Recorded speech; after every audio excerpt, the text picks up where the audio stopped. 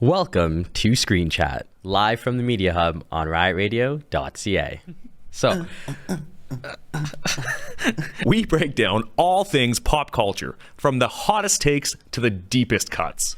some things that are comic accurate shouldn't be on the TV. From the latest Marvel blockbusters. I think we need an Amazing Spider-Man 3 before we get that, if that's the case. Very true. To DC's Darkest Nights films, and like, how do you get Christopher Nolan to do superheroes and make something that good? And it was just number one. And to galaxies far, far away. Obi-Wan Kenobi, Anakin, all these characters who are mainstream, they have to not just take things at face value. We got you covered. Plus, you never know who may join us. Alicia put up the one, yeah. It's that. Looks a bit. To tell us that. Yeah, he literally did used tell to us say that. on my flight. These guys are trolling. This is Screen Chat. Pop culture, real talk. And everything in between. Live from the Media Hub On riotradio.ca. Welcome to Screen Chat, live from the Media Hub on riotradio.ca. I'm your host, Justin, and with me as always on air is my co-host, Eldin. Hello. Eldin, thank you so much for being here Happy today. to be here, man. Yeah, it's going to be a really good episode today. I'm excited for what we're talking about. We'll get into that soon. Yeah, Yeah. I'm actually pumped about this. Yeah, it's going to be really fun. So you guys already know the vibe. Screen Chat is your show all about the latest Marvel movies, DC Comics, Star Wars adaptations, and much, much more. I always like when I say it, you like mouth it, Yeah. and it's as if you're saying it as well. It's my voice actually coming out of your mouth. Yep, there you go, right? Yeah, before we start, thank you to Evan behind the scenes today for Tekken. Cannot do the show without you. And we do have a special guest in the studio. I welcome Uncle Nick. You are behind the scenes today, so hope you enjoy the episode. And yeah, hopefully you come on air sometime soon as well, but I hope you enjoy. So Eldon, with that being said, what do we got today? Okay, today we are talking about my new obsession, Predator, Killer of Killers. And we got the poster here. Came out on June 6th on Hulu. I watched it immediately. I watched it so fast that no one really online was even talking about the cameos in this thing. I would have paid to see this movie in theaters. Honestly, like, I've seen some pretty bad movies. If you go back and watch the episodes, I say I've seen bad movies. This is not one of them. It's almost like an anthology series that takes place over the course of an hour and a half. So it's not even that long. It's awesome though. It follows 3 different ages. Viking era, I guess 841. Yep. Feudal Japan in the 1700s, and then World War II. Oh man, it's like, it was such a cool, I guess, start to the anthology. Yep. Because I went into it blind. You know, we talked about it coming out, but then once I actually tuned in, I should say, is when I saw what you just said, and I was like, okay, we got Norse predators. Let's see what's going on here, and then just time skip, and I'm like, hold on, like, what are they cooking up here? So right? good. So to start with, then we meet our first character, and that is Ursa. And now Ursa is this like strong Viking raider. Ursa is like, she's got like this red handprint on her face, and when you see it, you're almost like, it's Ursa and her warband just trying to take revenge on this guy who killed her father. Yeah, and it was so good. You meet Anders, her son, and you kind of think, okay, Anders is gonna be he's gonna be the character. He's gonna be the main guy. No, not at all. So you get to see this. You get to see Ursa, and then we get to see this monster of a predator, and that's the cool thing too. So I should have got the concept art, but we have 3 different predators, like physiology we've never seen before. So, Yeah, like, it was insane. the Viking-esque one is like this hulking monster of a predator, and it almost looks like a troll, and it's got like this big like power fist. Yeah, that like I guess it was like shooting, I guess, sound waves. Maybe? Yeah, I think sound waves are like shock waves. Yeah, so one of the two. It was so cool to see. And you have this epic fight of Ursa the shield, Yeah. because she uses 2 shields, and it's honestly, it's such good cinematography. Yeah, it was really good.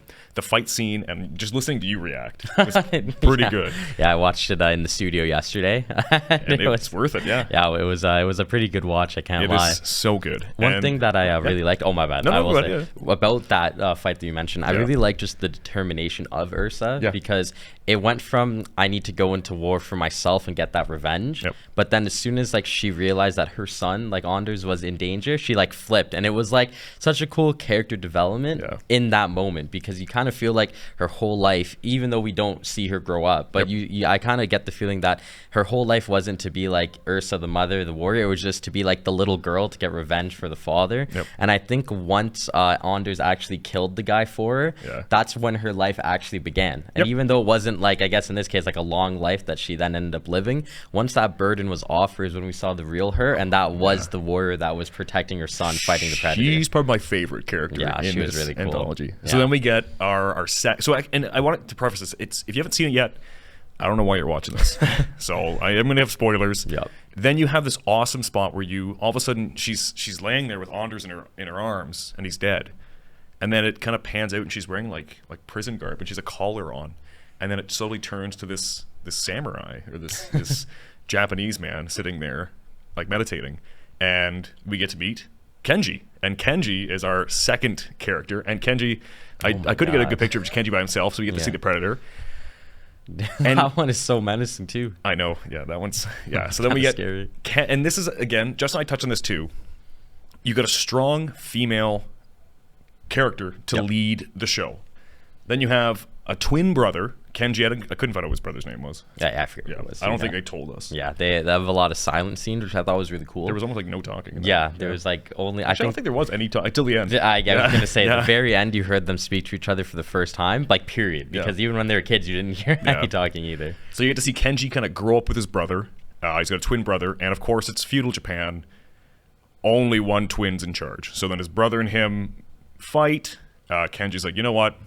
Sorry, Dad, not worth it. I'm not going to fight my brother. Brother's like, well, screw that. Yeah. I'm going to slash him. So cool fight scene. Brother wins. Kenji's like, all right, I'm an orphan. I'm leaving. Runs out the gates. And then we see Kenji come back. Yeah. And he's going to take on his brother. And you kind of think, okay, it's a revenge quest. His father had just died. The daimyo, we're going to call it, I think it's a daimyo, is like who's in charge. And then we get to see this awesome shot of, before Kenji even shows up, you see this figure, this menacing figure on a rooftop, and it's kind of just sitting there watching. So we have this, and like, dude, like that's a Predator. It's so good, and like it reflecting, then it switches to its heat signal, like it's heat, and it's watching, and you see this little log float up, and Kenji shoots a guy with a blow dart.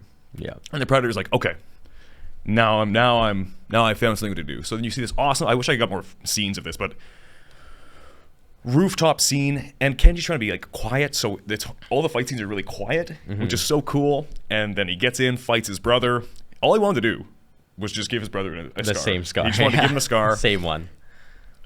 They fight. His brother falls. He thinks he's dead, and the Predator attacks. Oh man, it was so cool to see because it was kind of like from his point of view, okay, I've won. My brother, I hope he's alive, fingers crossed, but like I've won. Yep. And then to turn around and have to see like the Predator, what do you even do in that situation? Like this guy had to run.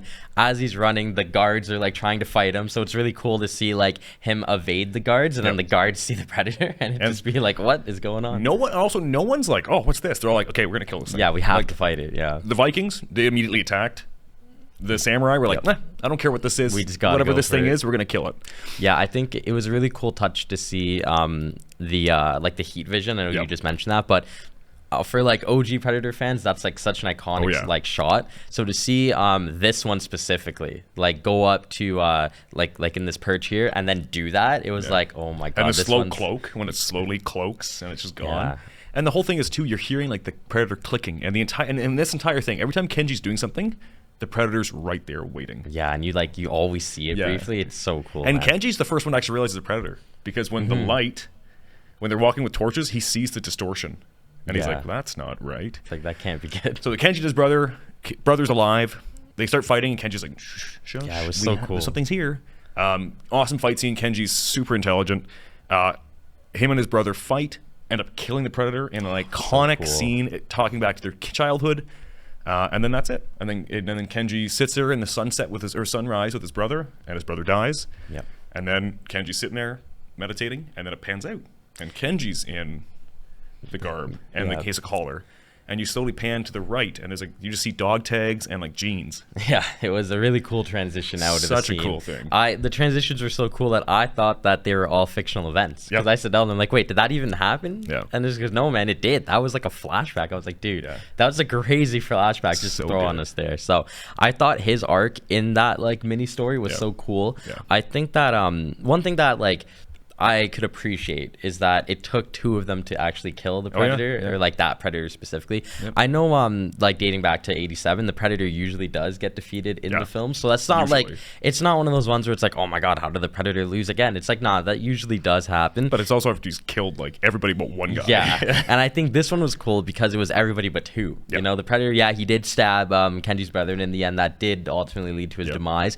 But it was cool to see like two people actually come together like in unity to beat the Predator, even though that at the time they were like that was after they blew him up into a tree. Yeah, that was so cool too. Yeah, man. and then when they so they do this cool scene where they both slash, and then the cloak comes off, and then it just breaks apart, and its head goes one way, its torso goes another way. It's such a cool scene. Yeah, we definitely would have grabbed that if it wasn't as graphic. Gratuitous, yeah. There's a lot of blood, like a lot of blood in this, which I like appreciated. I can't lie. So we meet our third person, Torres. And Torres, I think, is the most relatable out of everyone. So Torres is this, 18-year-old. He's been drafted. He has to go to war. And he's American, so he's going to fight the Japanese? No, he's actually fighting the Italians, which was really strange to me. Yeah, because it was so, it was such a trippy effect, yeah. And Torres, he wants to be a pilot. He ends up working on an aircraft carrier. And he has this role model who's telling him to keep working on that plane, keep fixing that plane, keep fixing that plane. Yep. And then we have the klaxons are going wah, wah, wah, and then people land and whoa, something's been destroying all of our planes. And they just think it's the enemy. Yeah. And you find Torres finds this big like alien metal shard, and he plays with it, and then he almost kills his friend with it. Yeah. And oh my god, it rips the engine out. So then you have this whole thing where Texas Squad is these ace pilots, and they're going to go hunting to see what's attacking. They think it's the Italians. And then we see the ship slowly rise and decloak and take off. I feel like the decloaking thing of the Predator, so cool. When I watched it as a kid, I just thought it was like cool. Now I'm like afraid of it. It's menacing. That makes sense. It's very menacing. Yeah, it's a great term. And I think like that's the best way I could describe the ship. It was just a very menacing kind of battleship. And it's like, dude, how do you fight that? Like, what do you even do? Takes a lot. Yeah. So what ended up happening in his? So first of all, I just want to mention that this Predator is probably the weakest out of all the Predators. Yeah, by far. No braids. He's got an eye patch. Meaning he's lost a battle, or at least gotten. And he's just hunting people on a ship. Like that's not really. You had the Viking Predator. It's like fighting like hand to hand. The Samurai Predator, and then you got. This guy. He was one of those ones where, like, as I'm watching it, you said in a nicer way, in a less nice way, you said that he's like the least menacing out of any Predator, and I was like, no, I fully agree. I was just about to say that out loud. Really cool. Well. He does look cool though, really cool. But like, if you had said this was a cool alien monster from like, I don't know, Mass Effect, it's like, that's pretty cool. Yeah. But saying, this is a Predator, I'd be like, whoa. He's not winning a fist fight. He's not winning it. This guy can't even just go down on the ground. He has to use his like big ship. So you have Texas Squad being picked off one by one. One of the planes flies into the Predator ship as it's decloaking, which was so cool. Predator's just ripping him out of the air. Torres gets his hunk of junk plane in the air. He flies out. He's like, guys, we need to go. This is not good. We have to get out of here. And everyone's like, no, it's the Italians. Like, whatever. They mentioned the French as well. I don't know what they mentioned. Like, the French are jamming them. Well, the French are on their side. So then you have this big fight where Torres and his commanding officer, I can't remember what his name was, are just like slowly getting picked off. And they realize, okay, heat signatures, because Torres' engine catches fire. So one of his fuel tanks, he knocks the fuel tank off. Well, all of a sudden the thing goes after the fuel tank. So everyone in the show is like really intelligent. Like, I know. You don't beat Predator by being stupid. They're quick thinkers, to say the least. So he's like, okay, heat signatures. And he's like, okay, let's do this. So they fly up into the stratosphere, turn the engine off. His mentor sacrifices himself to let Torres survive, because Torres has a life to live. Yep. And then it's this awesome scene of Torres like, you know what? That's it. You're going down. Shoots an engine out. The pilot freaks out. We have this awesome scene where they're flying through Italy, like a city in Italy. And it's so cool. It was so cool, yeah. They go to a whole battle scene where there's battleships blasting off and blasting, and he's directing the fire of the battleships almost to himself so that he can hit the Predator. If I was on one of those ships, I'd be like, what the heck is that? Yeah, honestly, what do you even do in that situation? Well, they shot it. Yeah, like you just, I guess it's a human instinct, just fire, just go for it, right? Yeah.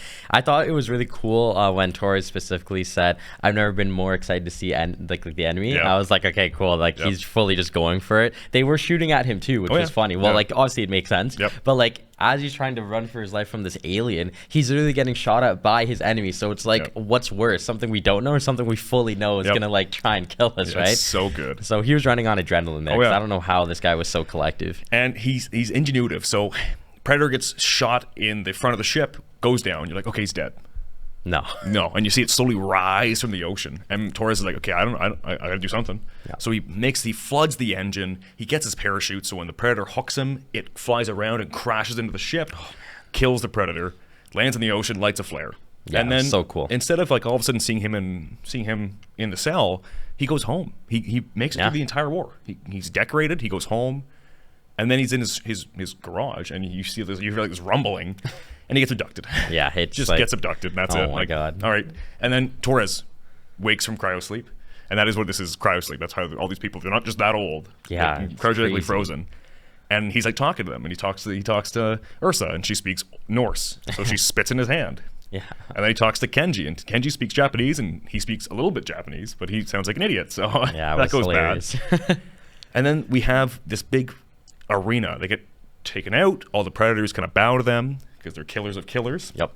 And we meet the Grendel King. The Grendel King. Which is such a cool... It's probably the biggest predator I've ever seen in my life. Yeah, he was crazy. Tell us about his attire there. So, the dreads are crazy, but those spines on him, those spines coming in the front and all the way back on, I guess, a huge cape, it's considered that those are xenomorph spines. Like, that's so cool. Like, that's which insane. Ties in AVP. Yeah. Which, in Predator Badlands, is going to tie in Weyland Yutani. Yep. So now AVP and Alien vs. Predator is back, and he's been hunting aliens. Like, he's covered in spines. Like, that's so crazy to me. Like, I'm in the minority of people that think AVP is really good. Yeah, I enjoy it. Yeah, so, like, for me specifically as well, like, seeing that be, like, canonically mentioned is, like, the coolest thing. Like, I think so the idea of a king predator destroying a ton of xenomorphs, because it's not like he has one or two. Like, these things are, like, he's covered. Yeah, he's got, like, I'd say, like, 20. Yeah. Like, knowing that, like, this guy has killed at least 20 xenomorphs is actually insane to me. So I thought that was a really cool, like, Easter egg tie-in.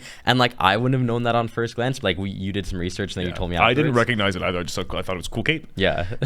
So then to your surprise. It's so cool. So they get out there, and then Kenji and Ursa and Torres have to fight to the death. Grendel King's like, become the killer of killers. Yeah, it was insane. And they give Ursa a battle axe, and Kenji gets a sword, and then we get the flintlock pistol from 1737, which is the one that was given to, or one taken by Naru from Prey, and then given to, what's his name? I have it written down here. Where's the officer?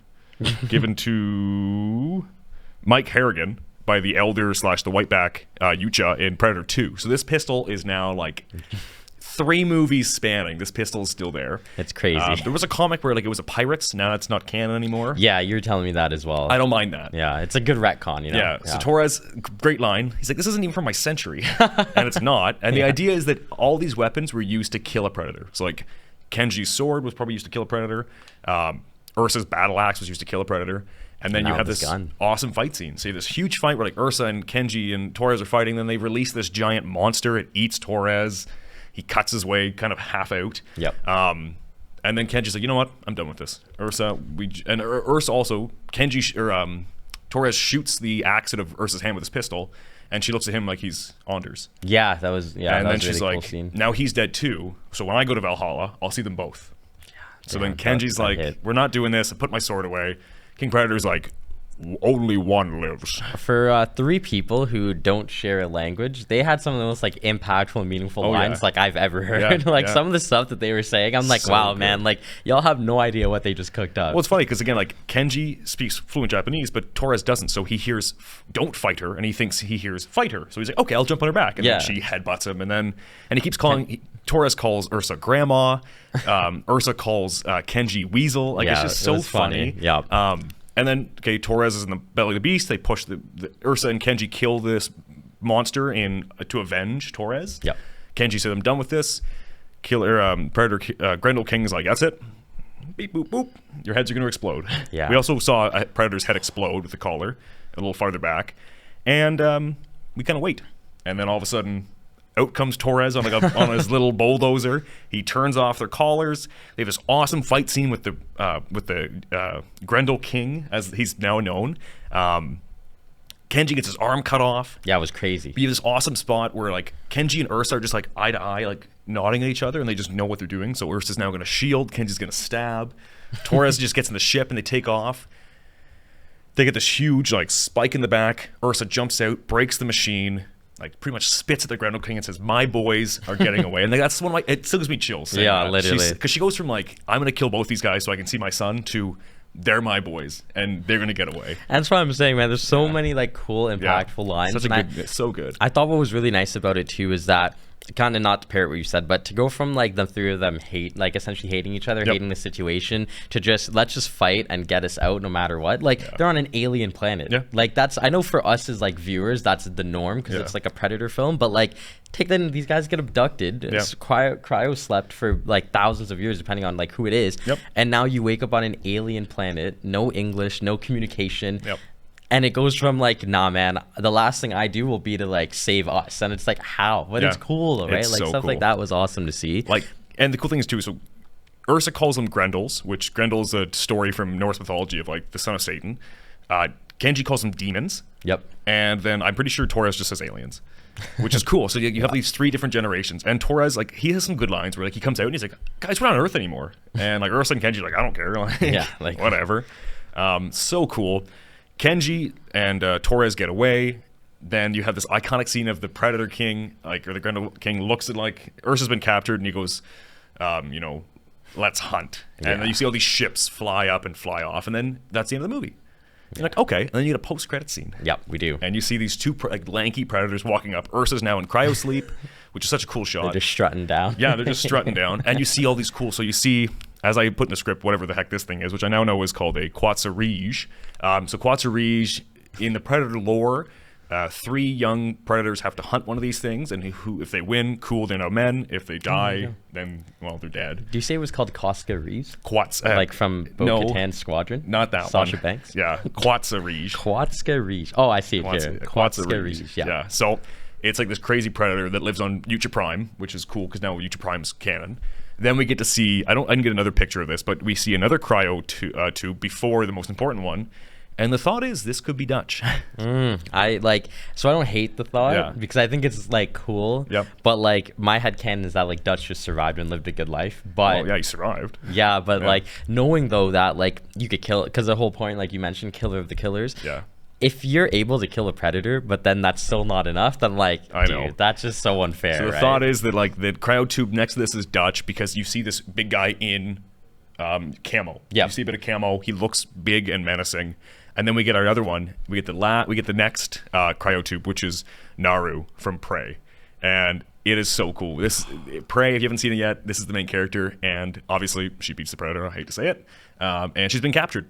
So this now means also you see all these cryo tubes. So there's hundreds of them, which means those are all creatures or people that have killed the Predator, and been captured. And now they're having to fight. And the big thing is, too, the Grendel King says, okay, you 4 fight. I guess if the monster had won, it would have had to fight the Grendel King. You 4 fight, and whoever wins gets to fight me. But, like, that's terrible, though. Oh, I know. You know? Like, what? Like, kill your friends, and then I'll kill you. But, like, it would have been cool if it was, like, become the killer of killers, and now, like, you're going to be, like, not royalty, but, like, the way he hyped it up was like, oh, man, so, like, if we win, this can be cool. And then it's just like, and whoever does gets to fight me, and I'm like, wait, so just kill me now. If I somehow beat an alien monster and 2 other human beings, I don't want to lose a one-on-one where I'm the only one. Hulky, this 8-foot-tall monster. Just like end me right now. So cool. And then I have some Easter eggs. That's the end of the movie. That's the thing, it kind of leaves it for interpretation. I hope they make a second one. That would be incredible. Or like a TV show. It would be cool if not even just exclusively to like Dutch and Naru, let's say, but like if we just got more of those like cryo tubes and see different options. I would love to see where Torres and that Hanzo too, go. honestly, So, no, not Hanzo. I said for Kenji. So I have some Easter eggs here. We have pictures now. So Hanzo from Predators is the Yakuza enforcer who loses these 2 fingers. Oh, spoilers. And it came out 2010. I know, I've seen 15 years ago. So his voice actor also voices Kenji. That's so cool, yeah. Hanzo and Kenji, both voice acted by the same guy. I forget his name. So when the fight between Hanzo and the Predator and Predators, when it's like the big fight, where it's like one of the coolest things with its sword, is almost a 1-to-1 of Kenji and his brother fighting the Predator. Which is so cool, man. And the fact that it's the same voice actor is so cool. As I said, the Grendel King's dreads are like longer dreads, or easily morphed tails or spines. The flintlock pistol comes from Prey and now ties in Predator 2. And since Killer of Killers takes place between the end of World War II and the early 1990s, which means that could be Dutch. It could be, because we don't know when. It could take place in 1990, and Predator takes place in 87. We also know that then the Greyback Predator gives. Or the Whiteback gives the pistol to Frank, or Mike. So then also Mike's gonna get kidnapped. Yeah, it's like Frank Horgan from yeah from the original Fallout. But no, this is Mike Hargan. Quatsarige, which is really cool. Dutch, Naru, and at the end of Prey, you see the Predators come back and take Naru in like weird like pictographs. And then all the cryosleep pods give us a chance to have any character from any movie. Like exactly, yeah. Any Predator. So cool. So we could get the 2 survivors from Predators. Yep. We could get the one dude from Predator 2. Yeah, Mike. We could get the girl from AVP. Mm-hmm. Oh yeah. She kills the queen, the queen, and she doesn't really kill a predator. Yeah. We could get, as much as I hate to say it, the Predator. We could get the guy from the main character from the Predator, which is a terrible movie. Don't ever watch it. Yeah. So that's pretty crazy. So for like an hour and 30 minutes, that was an insane amount of like just shots, and each story is about what, 25 minutes? I would say so, yeah. It was pretty cool because like I think you said it to Dan that like you could break this up into 4 episodes. Oh yeah, it could have been a 4-part. And it could have been like 20, 20, 20, 30 or something. And it would have been amazing. And that adds up because that's an hour and a half right there, right? So right, that would have been pretty cool. Yeah, I really enjoyed it. I thought okay, this is one Easter egg that I did want to ask you about. Okay. So I don't want to sound like stupid on my Predator lore when I say this, but we had said that the Grundle King could have been the first Predator to speak words. But then, okay, so hear me out quickly. I don't know if I'm cooking here. They talk in AVP. So remember in the original Predator movie how like it mimics and it copies? Yes. And it like copied like Billy's laugh, I think it was, and stuff like that. Yeah. Was the Grundle King just doing that as well? Like, do you think he was actually speaking. So he was speaking. Saw him, and also the Grundle King. The thing with that, he wasn't wearing any. Oh yeah, you're right. Helmet. Wasn't wearing. He's one of the first, and none of the Predators in the arena were wearing. Like, they had bone helmets, but there was no technology on their heads. Yeah. So the Grundle King actually spoke. So he was okay. Because we do hear one of the Predators mimic Machete's character. Oh right, yeah. What's his name again? Oh, I love this actor. Yeah, I forget. Honestly. Oh God, he was in Star Wars too. I should have like written that down. But again, they mimic. So like but that's not them talking. They're just playing it back. Okay, that's okay. I see what you're saying now. Yeah. So this grand, and you hear the Grundle King laugh when they kill the big alien. He just like, and people in the crowd laugh. It's so cool. I feel like it's one of those ones where like. I don't know how good it would have done in theaters, but I think it definitely should have went to theaters. Oh yeah, I would. Like I definitely would have went to that. I hate that though when you see a movie and you're like, wow, I would have paid to see that. Yeah, and it's like, well, now it's a little too late. Yeah, and it's like, damn, bro, like I've paid for films that I wouldn't ever watch again, but now I'm watching something like this. The Predator. Yeah, even for me, like Shazam 2, opening day. Yeah, it was a bad decision. Yeah, bad decision to say the least. But I think that we'll get through this. We will. I think the biggest takeaway that I have with this specific film is that the Predator universe could still thrive in 2025. It's huge now. Yeah, like this came out in like the original Predator came out in 1990, I think it was. 87. No, it takes place in 87. No, but it also came out in 87. Does it actually? Yeah. Okay. So it takes place in 87, or it comes out in 87, and we're looking at almost 40 years later. Yeah, which is of insane. still Predator. Yeah. Like wow, it'll be the 40th anniversary in 2 years. Yeah. Holy. Like a year and a half. Holy. I remember watching that movie as a kid. Yeah. And I'm still like, I didn't think I would talk about this like a new Predator thing on a podcast all these years later. And I think this is so cool. It's cool to see like, because obviously like my age demographic, like I'm a 2000s kid, so I wasn't alive in 87 when it came out. And then my unfortunate like childhood Predator films are the terrible ones because The Predator was 2010, right? Or something like that. Predators was 2010. Yeah. So it's like I don't really have it good as like a kid, but as an adult, like Prey came out and now there's this.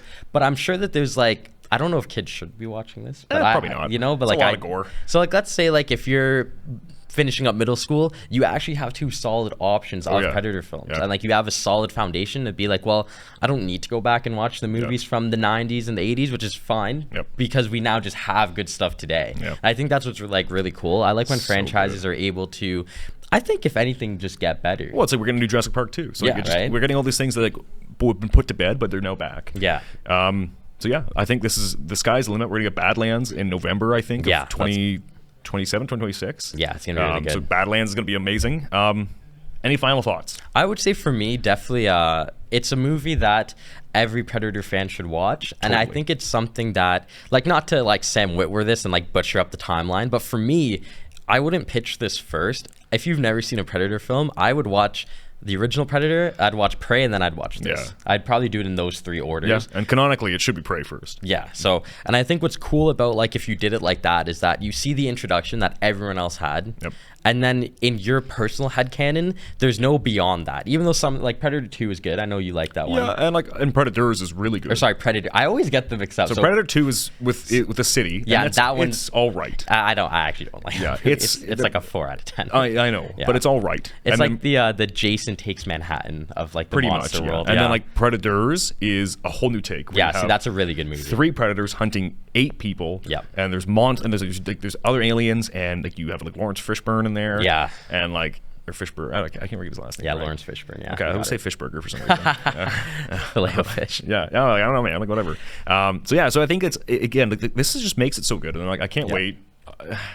This is gonna be so fun. I really like the idea of, like, hypothetically watching, like, a movie as a kid, such as, like, OG Predator, and then which you definitely should not watch as a child. I mean, I did too, but still. Yeah. But, like, my point being though is that, and then seeing, like, prequels of it all these years later, because again, this is like a canonical prequel, or like same time ish. It's cool to see those being made all these years later and being just as good, if not better. You know, like, a lot of people think that Prey is the best movie in the franchise. I don't think that's like a bad take. I think it's the best.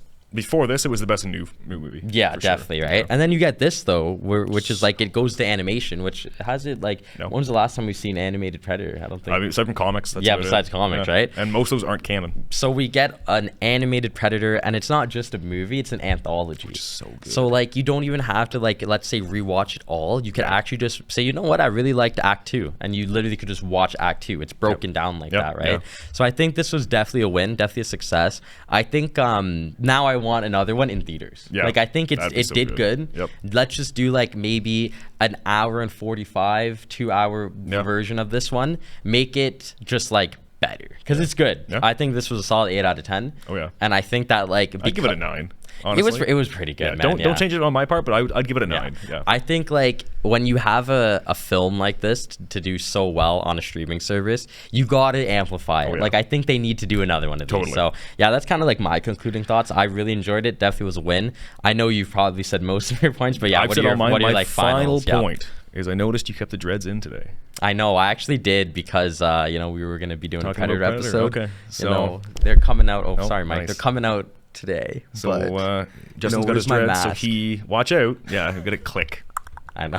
So Justin might be. I'm not gonna say. Yeah. I'm not gonna say that, but if anything, he could be a Yucha, which is the species. I was gonna say, if anything, I'm prey. But okay. Well, with that being said, that was the episode. So Justin, take it away, my friend. Yeah, thank you guys so much again for watching. Evan, thank you again behind the scenes. Can do without you. And again, thank you to my Uncle Nick for being here today. Glad you're doing well, and we're happy to have you in the studio. So yeah, Eldin, thanks for all the takes. You prepped this one today, so thanks for getting the images, the facts. It was really good for me to watch this episode and then directly talk about it the next day. So good. And I know, like, you're a huge fan of, like, the monsters, the monster verses, whatever you want to word it. And so I'm glad to do, like, another one of these.